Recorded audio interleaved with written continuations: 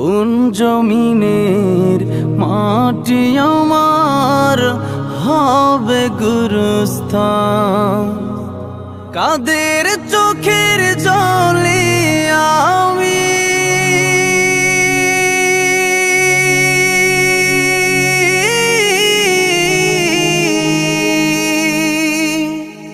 কাদের চোখের জলে আমি পাব পরিত্রাণ?